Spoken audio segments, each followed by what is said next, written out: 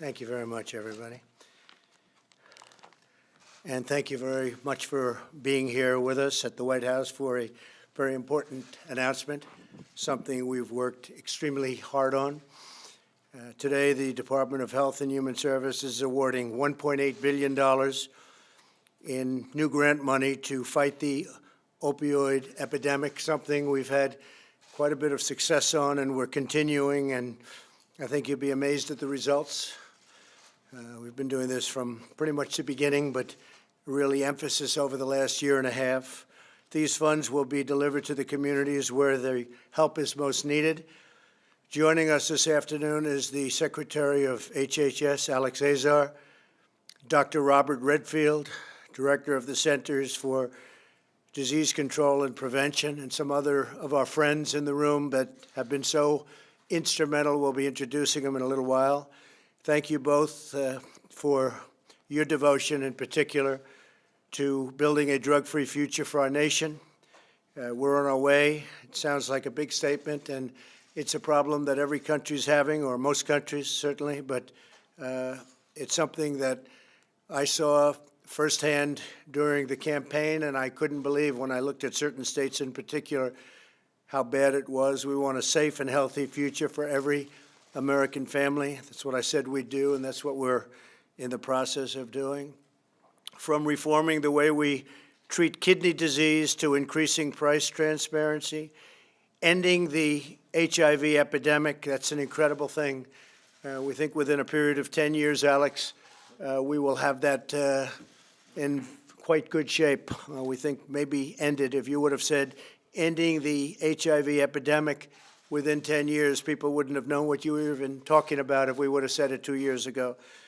But we're well on our way. And reducing high drug prices, which is something that my administration is very focused on, and we've had the best year we've had in over 51 years. We actually brought drug pricing down this last year, first time that's happened in 51 years. So my administration is focused on confronting the healthcare challenges and American suffering that other administrations, frankly, have forgotten. We're doing things that other administrations did not focus on at all. In this effort, nothing is more important than defeating the opioid and addiction crisis. The $1.8 billion in funds we're awarding today will be distributed to all 50 states through the Substance Abuse and Mental Health Services Administration and the Centers for Disease Control and Prevention. It's very exciting. They'll be used to increase access to medication and medication-assisted treatment and mental health resources, which are critical for ending homelessness and getting people the help they deserve. So many problems are caused by this problem. These grants will also support state and local governments in obtaining high-quality, comprehensive data so that we can help the most people and save the most lives, which is what we're doing. My administration is determined to use every resource at our disposal to smash the grip of addiction. In October 2017, my administration declared a nationwide public health emergency, directing agencies to use every resource in their arsenal to overcome the deadly plague of opioid abuse. Since then, we've secured a record $6 billion in new funding to respond to this emergency. Last year, we provided $90 million to prevent youth substance abuse, and I signed the Support for Patients and Communities Act, the largest ever legislative effort to address a drug crisis in our nation's history. By the end of this month, HHS will have awarded a record $9 billion to expand access to prevention, treatment, and recovery services to states and local communities during my administration, and they're doing a great job locally when they get the funds. They didn't have the money, they didn't have the funds, but some of these states have done an incredible job once they got the funds, and great results. We passed the CRIB Act, which allows Medicaid to help mothers and their babies who are born physically dependent on opioids by covering their care in residential pediatric recovery facilities. To break the cycle of addiction, we must prevent young Americans from trying drugs in the first place. For this reason, we launched a nationwide public ad campaign to educate young people about the dangers of misusing prescription opioids. This campaign has already reached 58% of young adults, and you won't see the results of this for a couple of years, 2, 3, 4 years, but the results are going to be there. They're really powerful ads. So you won't see it quickly, but people watching it, young people watching it, we're putting them on the right programming, I think. But young people watching these ads and what happens to people, very descriptively, I think they're not going to be using drugs so easily. You'll see the results in the future. To cut off the supply of ultra-lethal narcotics at the source, my administration has also prioritized stopping the influx of fentanyl from China. And just over the last week, I want to thank Mexico, the Mexican government, the great president of Mexico for helping us. They had a record catch a week ago of fentanyl that came in from China. And as you know, we have 26,000 Mexico troops on our border, and they're also bringing the numbers way down. We were with the commissioner a little while ago, the secretary, and it's down over 50% from last year. So they're really making a lot of progress, but the Mexican government has been great. So we have 26,000 soldiers from Mexico guarding our border. Now, if we'd have the same help from the Democrats, we could get legislation passed so easily, so quickly, that we wouldn't even need that kind of help from Mexico. But we really do appreciate it. First time that's ever happened where Mexico's helped us at the border. And they're helping us in a very big way, far bigger than anybody thought even possible. We've dramatically stepped up enforcement actions across the board, seizing more than 21,000 kilograms of heroin and nearly 8,000 kilograms of fentanyl since the beginning of 2011, and the biggest one was last week. In 2018, our high-intensity drug trafficking area program disrupted or dismantled almost 3,000 drug trafficking organizations. During that operation, the Department of Justice seized enough fentanyl to kill over 100,000 Americans. And that's not much if you look. It's a little bit. This much can kill 100,000 people. It's terrible, it's incredible, and we're getting a lot of it stopped. The department is prosecuting more fentanyl traffickers than ever before. We've never prosecuted so many, and we're going for the maximum penalty, which is a long time, and targeting seizures in areas most impacted by the crisis. As a result of our aggressive efforts at every level of government, last year America experienced the first nationwide decline in drug overdose deaths in nearly 3 decades. So that one's 30 years. So we brought down drug prices for prescription drugs, and so for 50 years, and the overdose deaths in nearly 3 decades. That's something.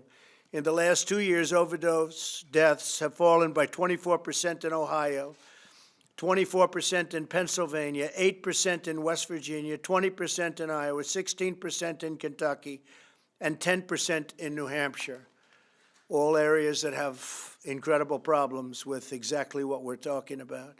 But the battle has only just begun. We must continue fighting side by side to stop the menace once and for all. Together we'll save thousands and thousands of our fellow Americans and the families of so many people. We'll not rest until every American child can grow up free of the menace of drugs, empowered to realize their full and unlimited potential. So many lives are stopped cold by drugs, whether it's death or just a ruined life, because in many cases you have ruined lives because of drugs. They never recover. They never recover. And now I'd like to ask Secretary Azar to say a few words about the new funding. It's a record number. You add it all together, and people never thought they'd see a thing like this, but we're making tremendous headway, and I want to thank everybody with me today. And Secretary, if you could say a few words. Thank you. Thank you very much. So thank you, Mr. President, for your dedication to this challenge. As you mentioned today, HHS is dispersing $1.8 billion in grants to help states and local communities combat our nation's crisis of opioid addiction and overdose. That includes $932 million in grants from the Substance Abuse and Mental Health Services Administration, led by Dr. Ellie McCants-Katz, to provide flexible funding for state governments to support prevention, treatment, and recovery services in ways that meet their state's needs. That can mean everything from expanding the use of medication-assisted treatment in criminal justice settings or in rural areas via telemedicine to youth-focused, community-based prevention efforts, recovery supports like employment coaching, and support for the distribution of naloxone. We're also releasing the first round of $900 million in grants from the Centers for Disease Control and Prevention, led by Dr. Robert Redfield. This money will help states and local communities track overdose data and develop strategies that save lives. Over the past 2 years, under President Trump's leadership, CDC has dramatically sped up its data reporting. When the president took office, overdose data nationally was only published with a 12-month lag. With the help of better reporting from local health departments, which we are now investing even further in, we've gotten that down to 6 months now. That's just one example of the results we've seen under this president. A year and a half ago, I joined him in Manchester, New Hampshire to launch his opioid initiative. He called for action, and that's what we've delivered. And I want to thank Kellyanne Conway, Jim Carroll, our drug czar, as well as my Assistant Secretary for Health, Admiral Brett Giroir, for their leadership of this whole-of-government effort. The president said we would, quote, prevent addiction by addressing the problem of over-prescribing. Since the president took office, the total amount of opioids prescribed is now down 31%. The president said we need to, quote, make medically assisted treatment more available and affordable. Our estimates suggest that in 2016, 921,000 Americans were receiving medication-assisted treatment, the gold standard for treating opioid addiction. In 2019, our estimates suggest we have 1.27 million Americans receiving this treatment, a 38% increase. The president said, quote, we're going to have to make sure our first responders have access to life-saving overdose-reversing drugs. Since he took office, naloxone prescriptions have risen 378%. When the president asked HHS to declare a public health emergency back in 2017, he promised that we'd see more approvals of waivers to help, quote, unlock treatment for people in need. They'd come very, very fast, he said, and since he took office, we've approved waivers for 21 states, compared with 4 under the prior administration. All of this work, as the president explained, is making a difference and saving lives. I look forward to continuing the fight with President Trump, our team at HHS, and all of our partners at the state and local level. So thank you again, Mr. President, for your leadership of this critical public health initiative. Thank you. Great job. Thank you. Admiral, would you like to say something? Please. Well, thank you, Mr. President. We've combated this on so many fronts, and I'm privileged to be the Assistant Secretary working in your administration and also leading opioids policy for the Secretary. So much has been said, but I want to highlight one other piece of the equation. I'm a pediatric ICU doctor by training, and the attention that we have given to children who are born dependent on opioids and other drugs is really unprecedented and absolutely magnificent. We now have better forms of treatment for these children. We can keep them with their mother so they can both recover together. So across the board, we have treated this outbreak for what it is. It is a public health emergency. We are treating it as a public health emergency because it is. Addiction is a chronic disease of the brain. If you can hold your breath for 10 minutes, if I ask you to do so, that's like telling a person to stop using the substances they have a disorder for without appropriate treatment and guidance. So again, we continue to move forward, and although deaths are down 5% in 2018 compared to 2017, unprecedented, we all know that our battle is just starting. We need to keep all the money flowing. We need to insist on evidence-based practices so that patients and their families get the best possible treatment. And certainly everyone in this administration has the commitment to do that. Thank you, Mr. President. Thank you very much.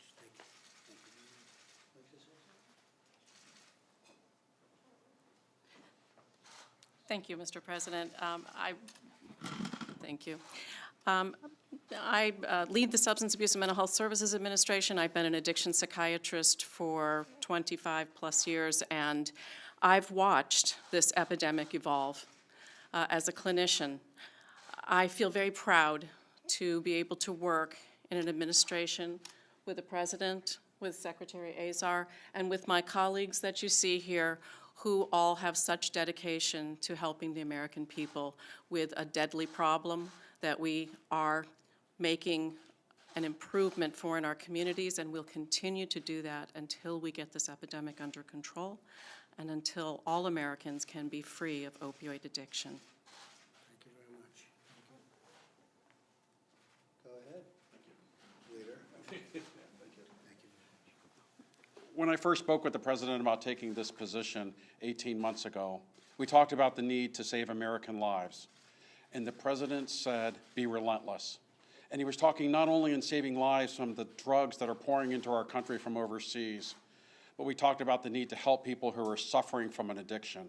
And I'll never forget that conversation because you were focused on the lives of everyday Americans throughout our country, in urban areas, through rural areas, and said, we bring a whole of government approach. And as you heard today, that is certainly the approach that Secretary Azar has done, Kellyanne Conway with getting the message out, with the First Lady talking about children.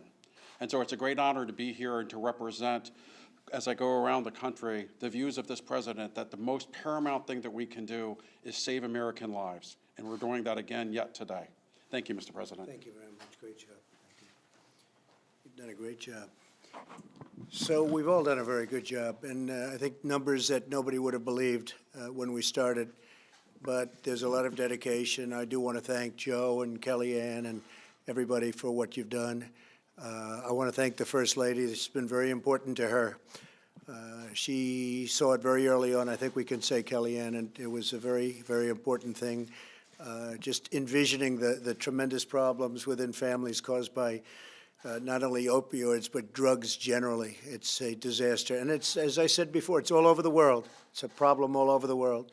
But we're hitting it very hard, and I think we're hitting it very effectively, more effectively than anybody would have thought possible. And we have some things happening and some things coming out. We're spending a great deal of money, at my request, on finding a painkiller that's not addictive, where people go out and they have a minor problem, they go to a hospital with a broken arm or a bad back, and they come out and they're drug addicted, and they have bigger problems than they ever thought possible. Literally, at the end of a week, their whole lives are messed up, destroyed. And we're setting rules and regulations that have had a tremendous impact. So I just want to thank all of you folks, Secretary, for the job you've done. It's really been incredible. The success has been great, but the real success will be, I think, over the next few years. I think we'll be doubling and tripling our numbers up. And if we do that, we're going to go from having a really big problem to having a much smaller problem.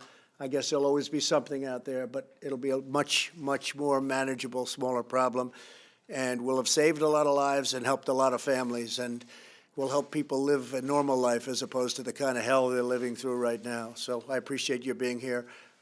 Any questions, please? Yeah, John? President, on the hurricane, is there any consideration being given to mobilizing a Department of Defense task force to the Bahamas in a similar fashion to the one that was mobilized to Haiti after the earthquake? Yeah, well, we are. In fact, the Coast Guard is over there in a very big way now. I think we have almost 8 helicopters, between 6 and 8. We'll have 8 there very shortly. It's a tremendous tragedy. It's so far, I mean, they found some pretty bad things, as you probably have heard, but the numbers are still, if you look at that, the numbers are still much smaller than anybody would have believed. But we're at the request of the government, and even without the request, but the government has requested, the government of the Bahamas, and we are over there in a very big way with the Coast Guard. We'll also be sending quite a few more people. We also have to watch, though, what's happening with Georgia and South Carolina, North Carolina. It's on its way up, so we have to see where it hits, how it hits. We got very, very lucky in Florida, as you know, John. We talked about that a little while ago. Florida was going to take a direct hit, go right through into the Gulf, and really that would have been tragedy, and it made that right turn that a lot of people didn't expect. Very few people expected that to happen. And not only a right, it stayed fairly far away. So Florida's in great shape, and now we're going to go through some tremendous states, and we're going to see how they do. But so far, it's staying away. We think it could come on in South Carolina, come very much more onshore. We'll see what happens. But so we have to keep our guard up. We're watching that, but we're also very much helping the government of the Bahamas. Any idea of the size of the military response? Secretary They're Esper putting was it talking- all, yeah. Secretary Esper was talking about clearing runways. Right. There's He's a- doing that now, and we're doing that now. The runways were, mostly topical. The runways weren't badly hurt, other than with tremendous debris, as you saw. So we're clearing runways. We're having a lot of food brought in. We're taking some of the. We were very well set up in Puerto Rico, and we didn't have to worry about it because, fortunately, I missed Puerto Rico. But we're taking some of the supplies from other places, including Florida, where we didn't have to use them, and we're going to be bringing them over to the Bahamas, where they really need it very badly, because that was a very hard hit. Yes? Mr. President, you showed us a map earlier, the initial forecast Yeah. of it. It appeared to have been, I guess, edited or something to include Alabama. Can you explain how that change was made? Did No, that I just forecast- know, yeah. Did that I forecast include I know Alabama? that Alabama was in the original forecast. They thought it would get it as a piece of it. It was supposed to go, actually, we have a better map than that, which is going to be presented, where we had many lines going directly, many models, each line being a model, and they were going directly through. And in all cases, Alabama was hit, if not lightly, in some cases pretty hard. Georgia, Alabama was a different route. They actually gave that a 95% chance probability. It turned out that that was not what happened. It made the right turn up the coast. But Alabama was hit very hard, and was going to be hit very hard along with Georgia. But under the current, they won't be. Georgia will be possibly. We're going to see. We're right at that point right now. But I think Georgia's going to be in great shape. Everyone's going to be in great shape because we're going to take care of it regardless. But the original path was through Florida. That was probably 3 days. I think that's probably 3-4 days old. The original path that most people thought it was going to be taken, as you know, was right through Florida, where on the right would have been Georgia, Alabama, et cetera. And that map that you showed us today looked like it almost had like a Sharpie. I don't know. Yes. Walmart is discontinuing sale of certain ammo after the recent shootings. Do you think they're making a smart decision? That's up to Walmart. Hey, they're very smart. They had a tremendous quarter. They just announced tremendous numbers, which tells you how well our country is doing. That's sort of like the ultimate poll. But Walmart announced numbers that were shockingly good. I'm very proud of them from that standpoint. From the standpoint of what they're doing with ammunition and guns, you'd have to talk to them. That's up to Think it them. could help deter future shootings, or at least the damage from? Well, I don't know. They feel that what they did is the right thing, and they can do what they have to do. We're working with Congress, I can tell you. A lot of people are working on different scenarios, and we're going to see how it all comes about and what happens. But Walmart, they did what they did. What I'm happy about Walmart is they announced such great numbers. It shows how well our economy is doing very well. China wants very much to make a deal. We'll see. They had the worst year in over 50. You know, they had a year that was a disaster for them. Millions of jobs have been lost. Their supply chain has been destroyed or soon to be destroyed. I don't think they can continue onward like that. But let's see whether or not they want to make a deal. I can tell you they want to make it. Let's see if they can get to the table. Mr. President, in terms of what's coming together in these talks with Congress in the wake of Odessa and El Paso and Dayton and myriad other shootings, what kind of direction is that heading in now in terms of background checks, in terms of mental health?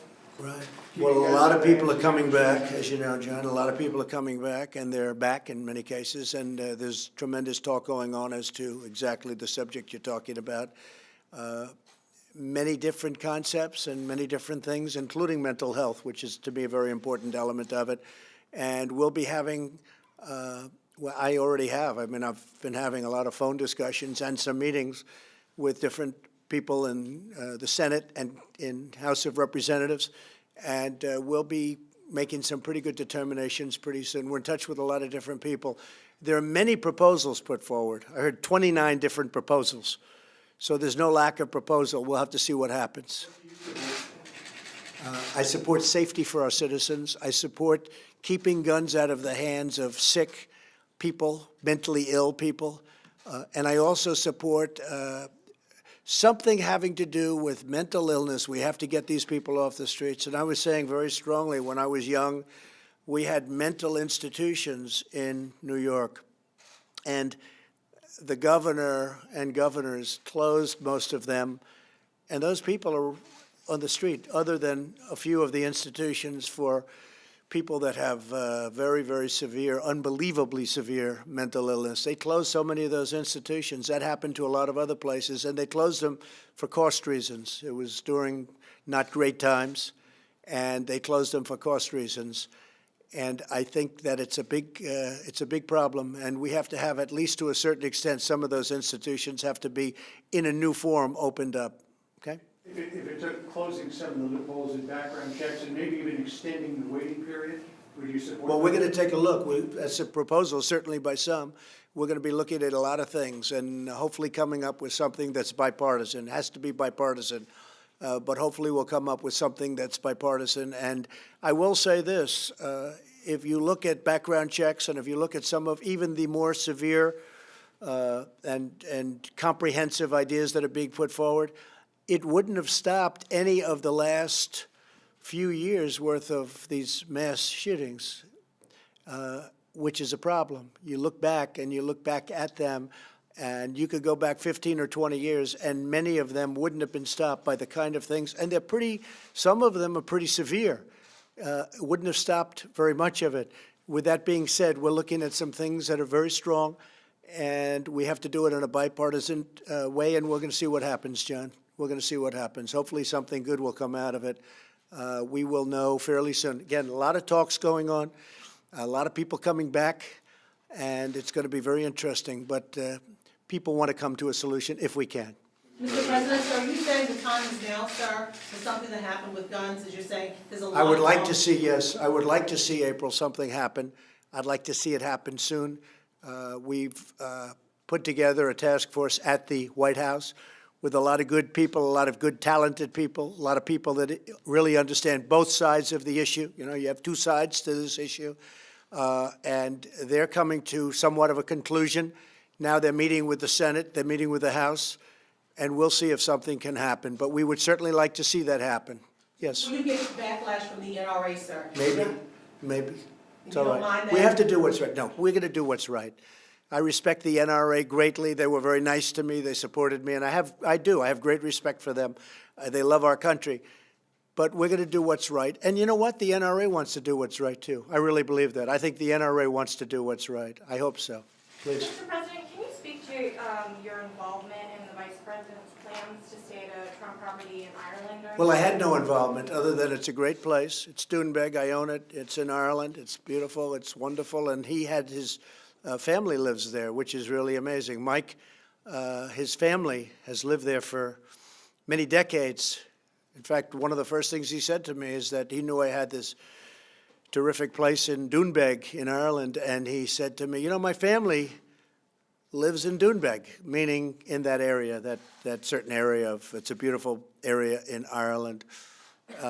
But from what I understood, he was going there. Then I heard he was going there, but I didn't, it wasn't my idea for Mike to go there. Mike went there because his family's there. That's my understanding of it. You didn't suggest that he. No, I didn't. I don't suggest anything. I don't suggest it, nor did I with the Attorney General. I never spoke to the Attorney General about using my hotel. I have a lot of hotels all over the place, and people use them because they're the best. I mean, you know, they're the best.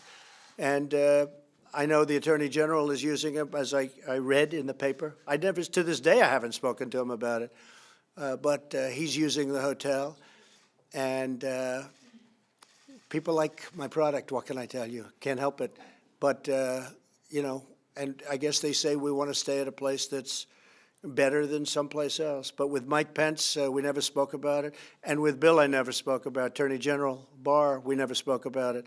But that's what they choose. Yes? Sir, on Afghanistan, are you ready to sign a peace deal with the Taliban anytime soon? Well, we'll see. We're going to be talking to them. We're continuing to talk. We've been there 19 years. We've done tremendous work. We could win it very quickly. I've said this many times, if I'm willing to kill 10 million people in the course of a week or two, we could win that thing very quickly. I'm not looking to kill people in that case or in any other case, frankly. We could win that very quickly. It has not been easy for our country because we're really serving as policemen more than we are anything else. We're like policemen in Afghanistan. But we're talking to the Taliban, we're talking to the government, we'll see if we can do something. It's been a long time. We have great warriors there, we have great soldiers, but they're not acting as soldiers, they're acting as policemen. And that's not their job. That's not their job. So we'd like to get at least a big proportion of them home. We also have NATO troops there. We'd like to bring a big portion of them home. So we're talking to the Taliban, we're talking to the government, we'll see what happens. We're also talking to Iran, and we're also talking to North Korea. Look, when I took over, I was given a lot of bad hands by previous administrations, and I say that as plural. Previous administrations. I was given a lot of things. I was given North Korea, where, as you know, President Obama said that's going to be the hardest problem. And he said some very tough things about North Korea, that he thought it was going to be a problem that hasn't turned out to be that kind of a problem. But who knows, again, I always say, who knows what's going to happen? But the relationship is good. We'll see what happens. But you look at Iran, that was a disaster. They were going to have a nuclear weapon fairly shortly because, the agreement that was signed with John Kerry and President Obama, that agreement was expiring in a very short period of time. You can't do an agreement for a short period of time.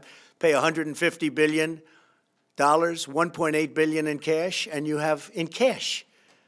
And you just can't do that. So they paid $150 million. 150, think of that. And how could you possibly do a thing like that? They paid all of that money in cash. All of that, but it was plane loads of money in cash, and you can't do it. So they made a deal that was a crazy deal. And what people don't understand, the deal was it's getting ready to expire in a very short number of years.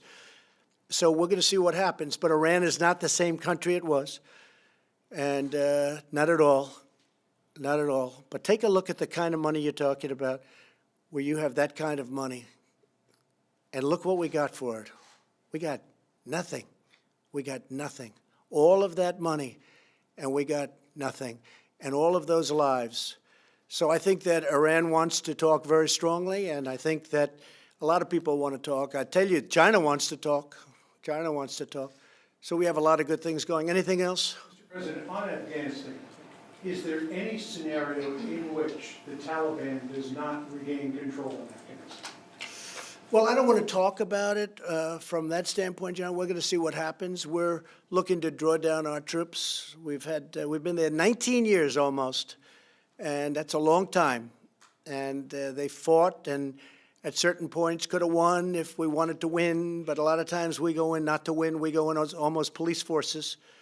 But you look at that, and you look at other things we're involved in with, as an example, Iran, where you make a payment like you made and you end up with nothing.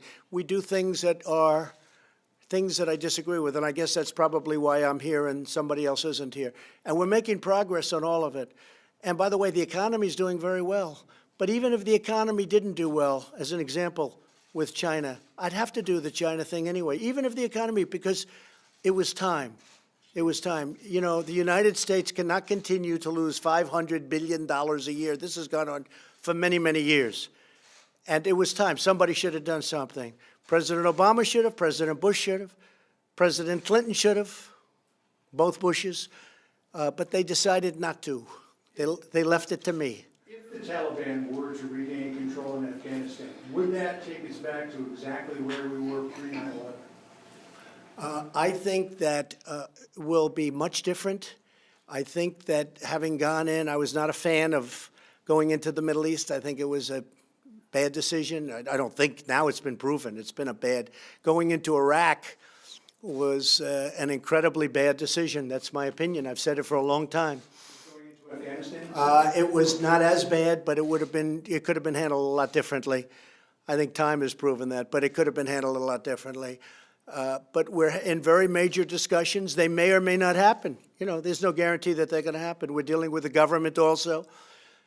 If you watched a show called 60 Minutes from about 2 years ago, I remember exactly what was said by your leader of the government, that if the United States wasn't there, he'd be there for a very short period of time. He wouldn't be able to sustain himself. That's not a good situation either. We have to stay there in order for them to sustain themselves. Well, eventually we have to get out. So why is he saying that? And that was that really made a point. That was 2 years ago, maybe even a little bit longer. But I watched that statement and I said, wow, that tells you something. That tells you something. But that's not a good situation. So that's basically the story. We have a lot of things going that are very good. Economy is doing great, but whether it did or not, the things we're doing are much more important. And in particular, if you look at Iran, how that's going, I think it's going fine. I think it's going good. I tell you, they want to talk. They're in a much different position than they were 2.5, almost 3 years ago when I came into office. They were the #1 source of terror in the world, and even the money that they're giving to terror organizations is way down because they don't have so much money. All of those billions of dollars given by the previous administration, that money's been long spent.